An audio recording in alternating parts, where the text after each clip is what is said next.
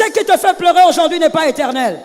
Voilà pourquoi je viens dire à un homme, à une femme, que le désert, que les problèmes, les difficultés, les souffrances ne te traumatisent pas.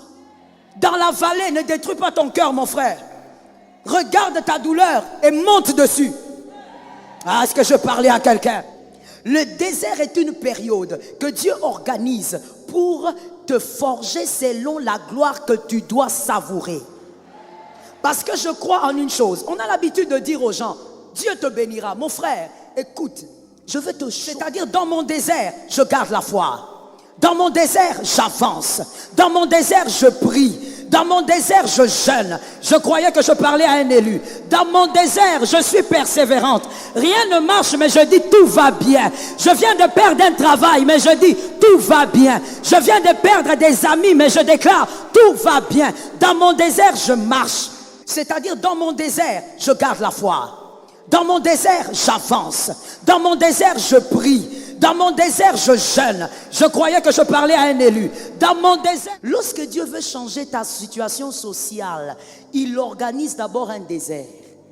Lorsque Dieu veut t'amener à un plus haut niveau, il organise toujours, je précise, un désert. Écoute mon frère, dans les déserts, on ne marche pas avec quelqu'un.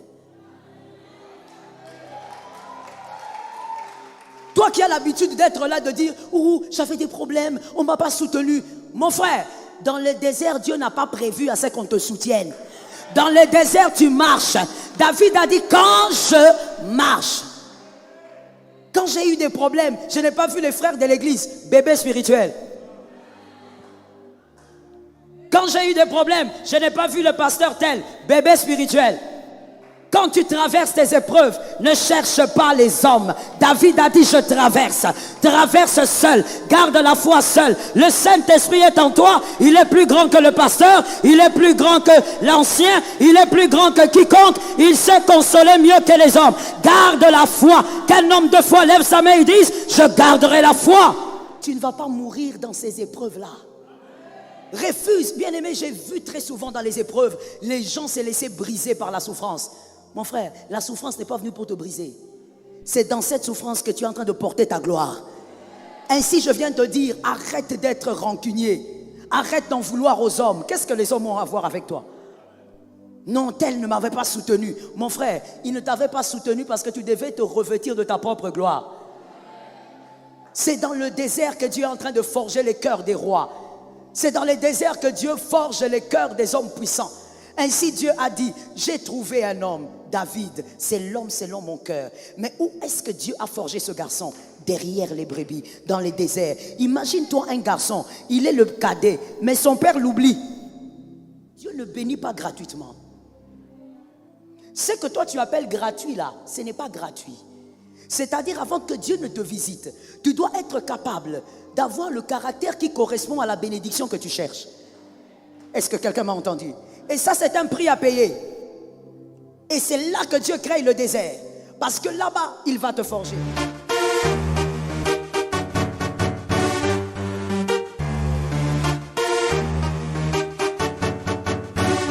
Shalom bien-aimé dans le Seigneur Jésus-Christ. Aujourd'hui, la servante de Dieu Joël Gloria Cabassel, pasteur principal de l'église Assemblée évangélique Nouvelle Alliance de Kinshasa, parle de la gloire du désert. Tu ne mourras pas dans l'épreuve, la gloire t'attend au bout du désert. Le désert peut être dur, mais c'est temporaire. Avec Dieu, chaque épreuve a une fin et mène à une gloire supérieure. Continue de te confier en lui, car sa promesse est fidèle. Après avoir souffert un peu de temps, le Dieu de toute grâce vous perfectionnera lui-même, vous affermira, vous fortifiera, vous rendra inébranlable. 1 Pierre 5h dit. Dans la Bible, le désert symbolise souvent une période difficile, de solitude ou de lutte.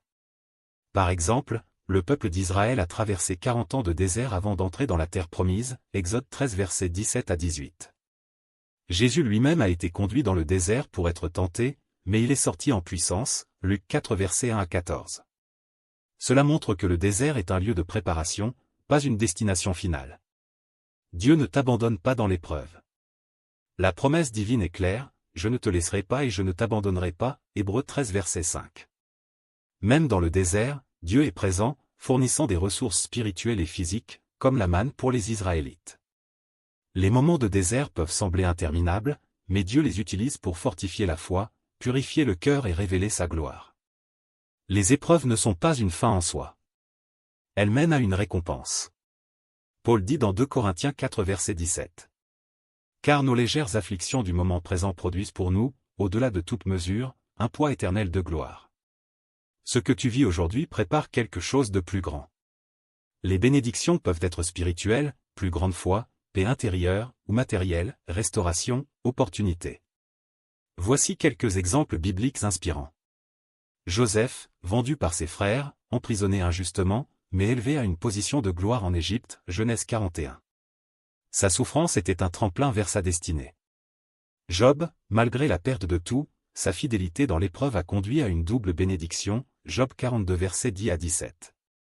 David, avant de devenir roi, il a fui Saul dans le désert, mais ces épreuves ont forgé son caractère. Les épreuves que tu traverses aujourd'hui ne sont pas seulement pour toi. Une fois surmontées, elles deviennent un témoignage pour encourager les autres. Apocalypse 12 verset 11 nous rappelle. Ils l'ont vaincu à cause du sang de l'agneau et à cause de la parole de leur témoignage. Abonnez-vous, aimez et partagez afin d'apporter l'évangile de Jésus-Christ aux nations car il y aura plus de joie dans le ciel pour un seul pécheur qui se repent. Que la bénédiction de Dieu soit votre partage dans le nom puissant de Jésus-Christ. Amen. L'esprit de la consolation. Ô Paraclet console. Saint-Esprit, Seigneur, console cette femme, console cet homme. Ce cœur meurtri, elle n'a plus de force. Accordez la consolation. Elle n'a plus de force. Accorde la consolation. Oh my God. Shalom bien-aimés dans le Seigneur Jésus-Christ. J'espère que vous avez aimé cette vidéo. Abonnez-vous et partagez pour porter l'évangile de Jésus-Christ aux nations, car il y aura plus de joie dans le ciel pour un seul pécheur qui se repent. Merci de faire partie de notre famille Wonderful Jésus-Christ.